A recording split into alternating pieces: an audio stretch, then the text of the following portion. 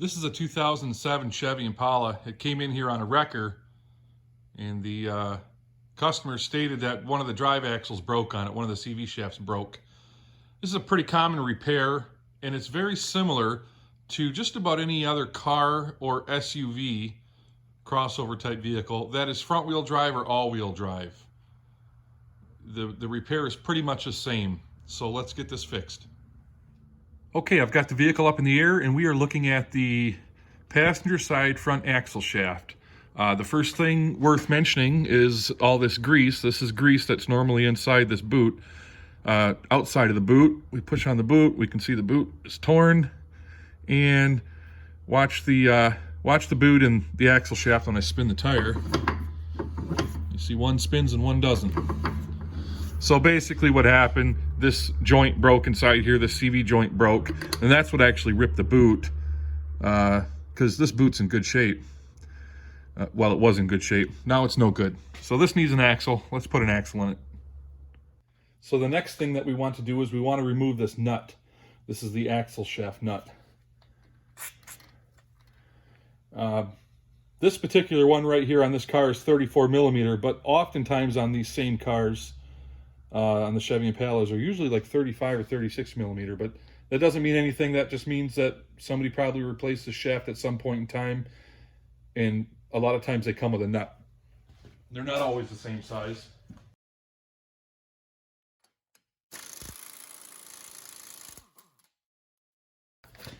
So the shaft is kind of stuck in here right now.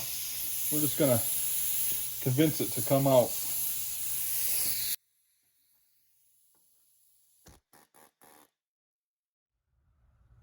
So the next thing that we need to do is to create some play in the front suspension and the steering knuckle so that we can remove the axle shaft. There's a couple different ways we can do it. We can remove these pinch bolts here where the steering knuckle connects to the strut, but by doing that, oftentimes you'll throw the vehicle's alignment off. That being said, this is the easiest way to do it, but how we're going to do it is down here is the lower ball joint. We're going to remove the nut that's on the top of the lower ball joint and break the taper, and we're going to separate the knuckle from the lower ball joint. That'll allow the whole steering knuckle to kind of swing out and give us room to remove that axle shaft. The nut is a 19 millimeter on this car.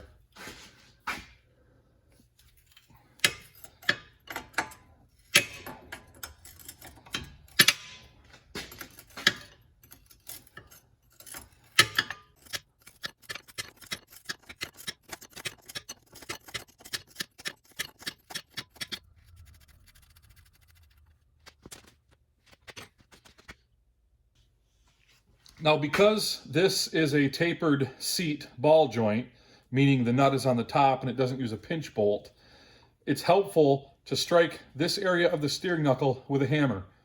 And what that does is it flexes the material just enough to break the taper. You don't want to hit the ball joint, you don't want to hit the control arm. You want to try to hit it right here.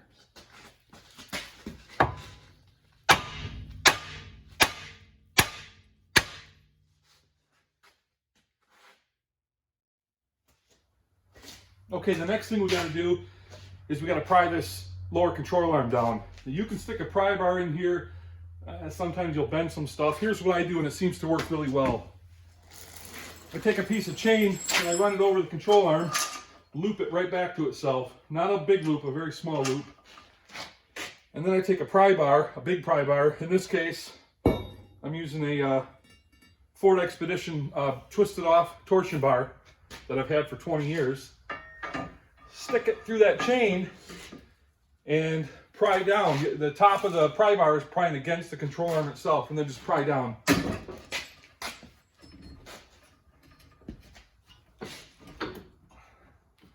And the lower ball joint is separated.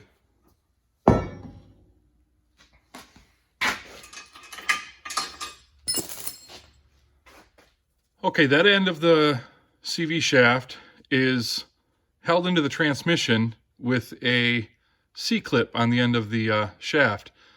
So it takes a little bit of tension to pop it out. So I'm going to come in from the back side with a pry bar and hit the end of the pry bar with a hammer, and I'm going to hit it right on the edge of that shaft, and it should be enough to pop that out of the transmission.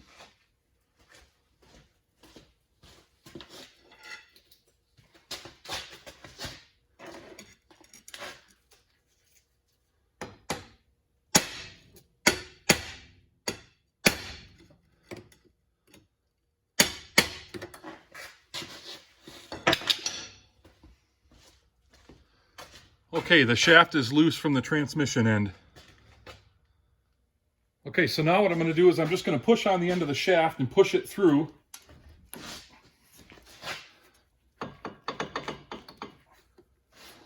me turn the wheels.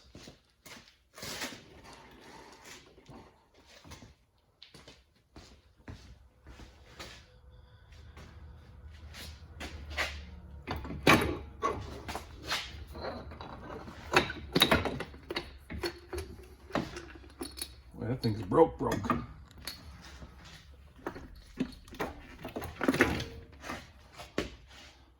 There's our shaft. There's that little clip I was telling you about.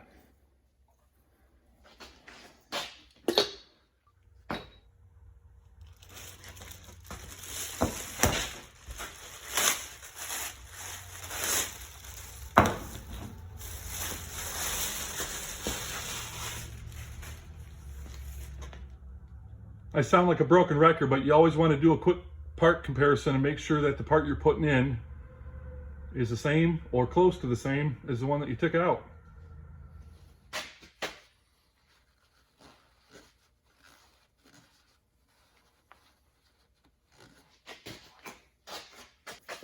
Okay, we want to put the transmission end in first.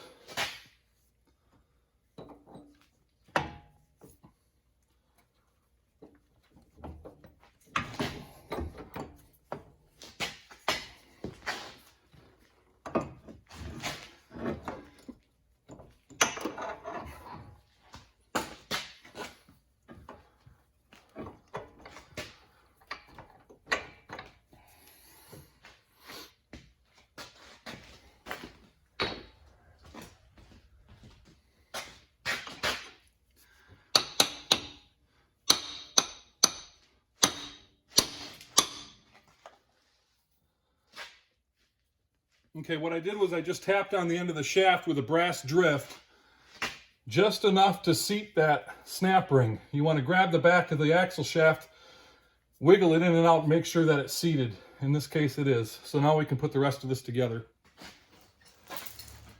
Okay, I'm going to put my chain back on here.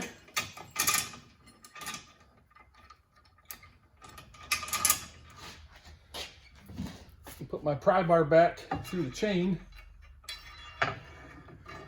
And then we're going to pry this control arm down while we push in on the steering knuckle.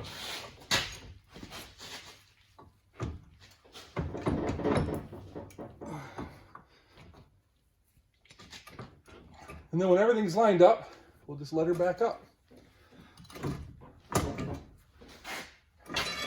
Right back into place.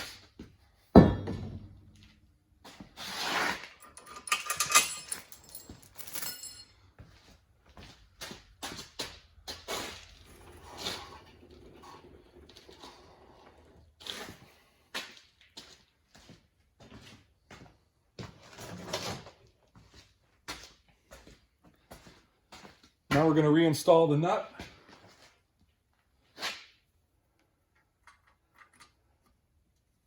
So I'm going to have to pry down just a little bit to make enough room between the stud and the axle shaft. That's not a big deal. Might be able to just tap it down a little bit.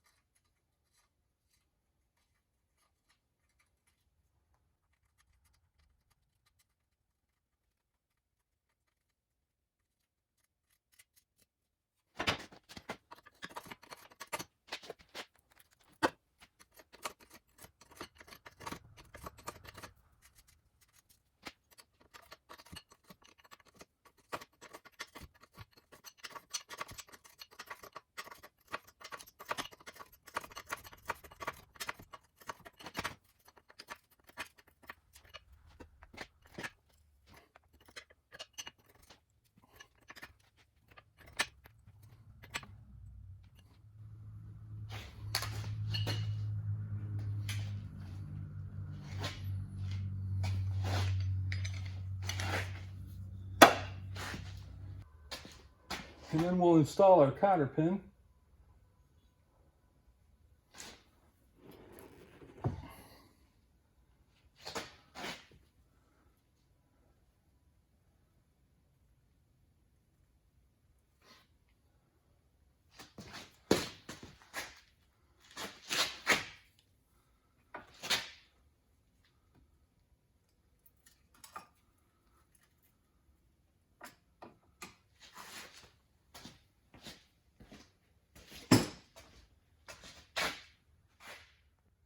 Okay, the last thing we got to do is install our new nut and torque it to spec.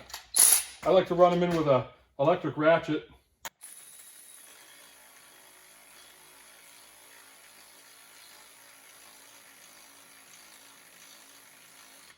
Saves a lot of time to get the nut in. Now we'll torque it.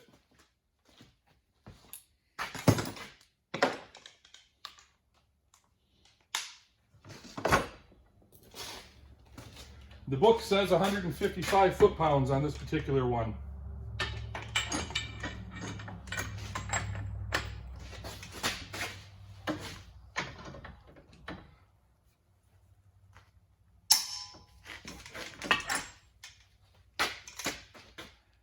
That's it. That's all there is to it. This was a Chevy Impala, but this procedure is the same on almost every single front-wheel drive or all-wheel drive car, with a few variances. You know, the lower ball joint might come apart a little bit different. The nut might be a different size or a different spline. They're all pretty much the same. It's all pretty much the same. If you guys found this video helpful, give me a thumbs up, hit subscribe, check out my other content. Thanks for watching.